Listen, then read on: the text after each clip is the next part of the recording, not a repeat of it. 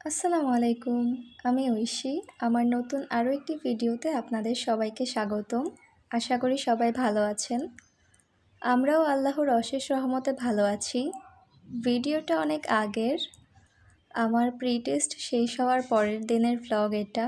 Pre test শেষ করে গ্রামের বাড়িতে বেড়াতে গিয়েছিলাম, যে কারণে ভিডিওটা ভয়েস দিয়ে আপলোড করতে অনেক দেরি হয়ে গিয়েছে। তো চলুন ভ্লগটা শুরু করি। সকাল থেকেই ব্লগটা শুরু করছি। ঘুম থেকে উঠেই বিছানা ঝেড়ে গুছিয়ে নিচ্ছিলাম। বিছানা অগোছালো থাকলে পুরো রুমটাই দেখতে অগোছালো মনে হয়, তাই প্রথম কাজ হচ্ছে বিছানাটা গুছিয়ে নেওয়া।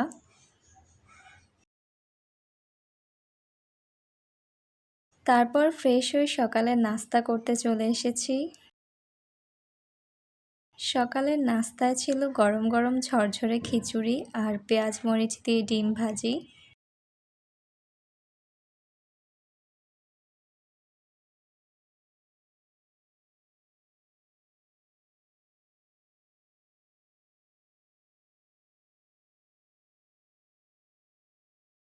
খাওয়া দাওয়া শেষ করে বাসার টুকটাক কাজ করা শুরু করেছি।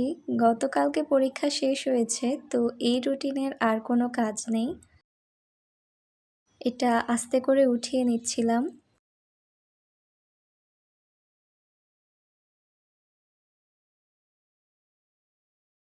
এতদিন ধরে সব প্রশ্ন জমা করে রেখেছিলাম, সেগুলো এখন সুন্দর করে সিকিউ এমসিকিউ আলাদা করে স্ট্যাপলার মেরে রেখেছি।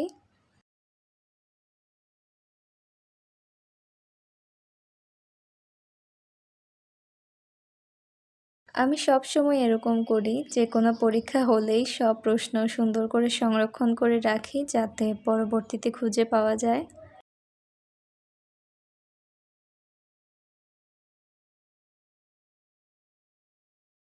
এগুলো এখন পড়ার টেবিলের ড্রয়ারে ঢুকিয়ে রাখবো।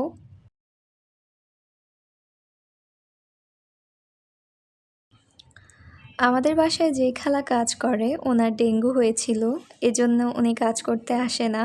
আমি আর আম্মু মিলেই বাসার সব কাজ করি। বেশিরভাগ কাজই আম্মু করে, আমি শুধু হেল্প করি। তো দুপুরে রান্না করার আগে থালা বাসনগুলো ধুয়ে রাখছিলাম।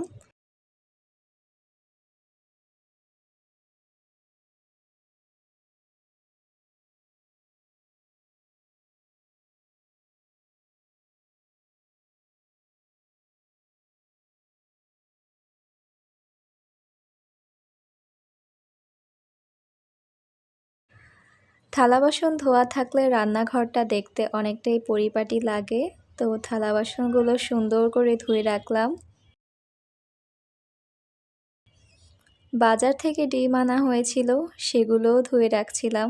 ডিমের মধ্যে প্রচুর ময়লা থাকে। ময়লাসহ ফ্রিজে রাখলে ফ্রিজ যেমন ময়লা হয়, তেমনি অন্যান্য খাবারগুলোতেও জীবাণু ছড়ায়। আমার আম্মুকে সবসময় দেখেছি ডিম ধুয়ে তারপর ফ্রিজে রাখতে, তো আমিও পানিতে আগে ভিম লিকুইড মিক্স করে রেখেছি। তারপর ডিমগুলো সেখানে 10 মিনিট ভিজিয়ে রেখেছি, আর তারপর পানি দিয়ে ডিমগুলো ধুয়ে নিলেই ডিমের আলগা ময়লাটা উঠে যায়। তারপর সুন্দর করে ডিমগুলোকে ফ্রিজে রেখে দিয়েছি।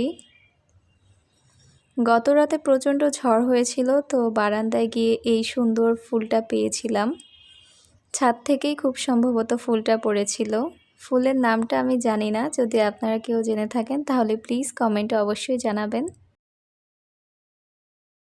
এতক্ষণ ধরে যারা আমার ভিডিও দেখছেন, আপনাদের সবাইকে আমার ইউটিউব চ্যানেলটি সাবস্ক্রাইব করে রাখার অনুরোধ করছি।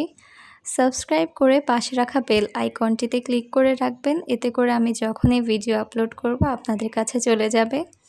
সেই সাথে আমার ফেসবুক পেজটিতেও আপনারা ফলো করতে পারেন। আমার কলেজের ড্রেসের হাতায় যে রিবন ছিল সেটা পুরনো হয়ে গিয়েছে। সায়েন্স, কমার্স, আর্টসের গ্রুপের মেয়েদেরকে চিহ্নিত করার জন্যই এই রিবনটা দেওয়া হয়। তো এটা খুলে নতুন একটা লাগাবো। আমি ক্লাস 1 থেকে ভিকারুননিসাতে পড়ি। যখন ক্লাস 4-এ ছিলাম তখন থেকে আমাদেরকে স্কুলে সেলাই শেখানো হয়। এটা স্কুল থেকেই শেখানো হতো। সপ্তাহে একটা করে সেলাই ক্লাস থাকতো। সবাই বাসা থেকে কাপড়, সুতা, সুই এগুলো নিয়ে যেতাম। ষান্মাসিক বার্ষিক পরীক্ষায় বাংলা, ইংরেজি এবং অন্যান্য সাবজেক্টের মতো সেলাইয়েরও পরীক্ষা হতো। ওইভাবেই আমার সেলাইটা শেখা হয়েছে। আমি কোনো সেলাই ভুলে গেলে আমার আম্মুর কাছে আসতাম, আম্মু আমাকে শিখিয়ে দিত। তো কথা বলতে বলতে আমি সেলাই করে নিচ্ছিলাম। হাফ হাতা জামায় সেলাই করা যতটা সহজ, ফুল হাতা জামায় সেলাই করা ততটা সহজ না, বেশ অনেকটাই কঠিন। তো আমার সেলাই করা প্রায় শেষ। এই যে এটা হচ্ছে ফাইনাল লুক, এটা দেখতে এখন এরকম লাগছে। বিকেলের দিকে আমি আর আম্মু শপিং করতে বের হয়েছিলাম। বেশিরভাগ সময় আমরা ফরচুন শপিং মল থেকেই শপিং করে থাকি, তো সেদিনও ওখানেই গিয়েছিলাম। প্রথমে যে দোকান থেকে কেনাকাটা করেছিলাম সেটার ভিডিও করতে আমি ভুলে গিয়েছি। তারপর এই দোকানে আসার পর মনে পড়লো আমি তো এখন ব্লগ করি, তো ওনাদের পারমিশন নিয়েই ভিডিও করেছি। প্রত্যেকটা জামার দামই ওনারা আসল দামের চেয়ে 3 গুণ করে চেয়েছে। আপনারা যদি দামাদামি না করেন তাহলে আপনাদের সব টাকা দোকানদাররাই নিয়ে যাবে।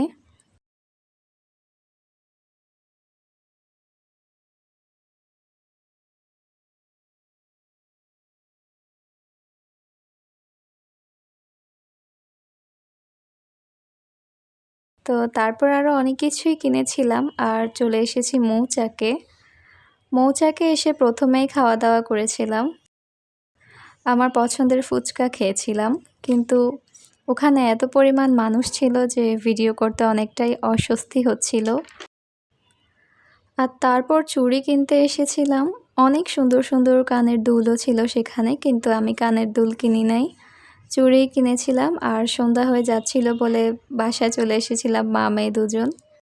তো এই ছিল আমার আজকের ভিডিও। আশা করি আপনাদের কাছে ভালো লেগেছে। ভালো লাগলে প্লিজ ভিডিওতে একটা লাইক দিবেন এবং সেই সাথে কমেন্ট করে জানাবেন আপনাদের কাছে কেমন লেগেছে। আমার ভুল ত্রুটিগুলো ক্ষমা সুন্দর দৃষ্টিতে দেখবেন।